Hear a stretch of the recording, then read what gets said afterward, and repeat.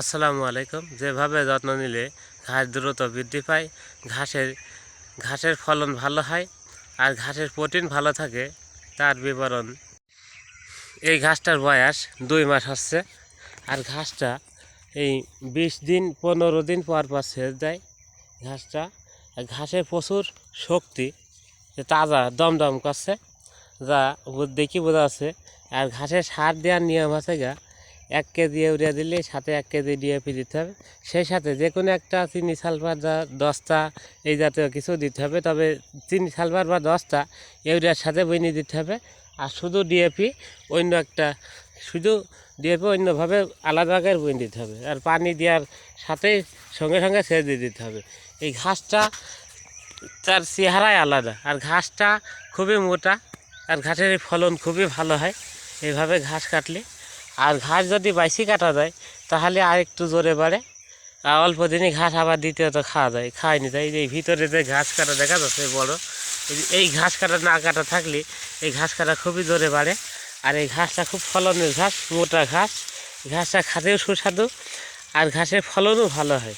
যার জন্যে এই নিয়মে গরুকে বড় করে ঘাস খাওয়ালে সেই ঘাসের ফলনটা বেশি হয়। গরুর পেট ভরে ভালো, গরুর পেটেও যেখানে থাকে। আর এই যে পাতা শুধু হয় যে জালি ঘাস, ওই ঘাসের ফলন হয় না। আর আমাদের এখানে এখন বর্তমানে ভালোভাবে সফলভাবে কিছু ব্যক্তি ঘাস চাষ করছে। ঘাসটা খুবই তাজা হলে একলা হেলি পড়ে, ঘাসের ভার বহন করতে পারে না গোড়া। আর ঘাসটা কাটার নিয়ম হচ্ছে গোড়াইতে একেবারে মাটি পুষি, তাহলেই ভালো হয় ঘাস। পাশাপাশি এই যে এইদিকে সব ঘাস আছে, এই ঘাসটা কাটা হয়ে গেছে, ঘাস খাই সুমুর পাচ্ছে না, যার জন্যে এই ঘাসটা কাটা হয়ে গেছে। ঘাস বাইরে সারা জমি ঘাস, কিন্তু ঘাস আর ঘাস কাটি ফোরা আছে না, তার আগেই বড় হয়ে যাচ্ছে। তো এই মালিকের গরুর সংখ্যা কমে গেছে, এখানে 5টা গরু ছিল, সেখানে 3টি বেশি দিছে, যার জন্য ঘাস এখন ফোরাইতে পারছে না। আর ঘাস এত জোরে বাড়ে যেহেতু শীতকাল এখন চলে গেছে। আর এই মালিকের গরু আছে 5টা, যার জন্য ঘাসটা বড় করে কাটছে, নতুবা তার ঘাসে হবে না। শুধু বিছিলি সাথে ঘাস দেয়, তাহলে ঘাস প্রতিদিনই বিছিল লাগবে, তাই ঘাসটা বড় করে খাওয়ালে ঘাসের ফলনটা ভালো হয়।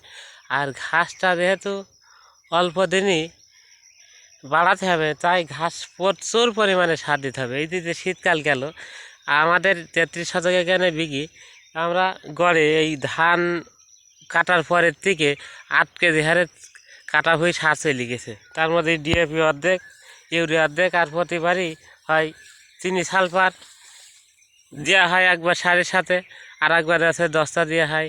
এভাবে হরমোন জাতীয় সার দেওয়া হয়, এইভাবে ঘাসের যত্ন নেওয়া হয়। আর ঘাস প্রচুর পরিমাণে ঘাস, এই ঘাসটা গরুর খালি দানা খাদ্য খুবই কম লাগে ঘাসে।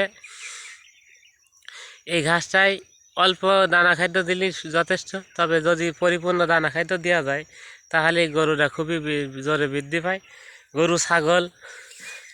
আর এই ঘাসে যেহেতু প্রচুর পরিমাণে শক্তি, তাই এই ঘাসটা খালি গরুতে ছাগলে লাভও হয়। আর ঘাসটা অস্বাভাবিক একটা সুন্দর ঘাস।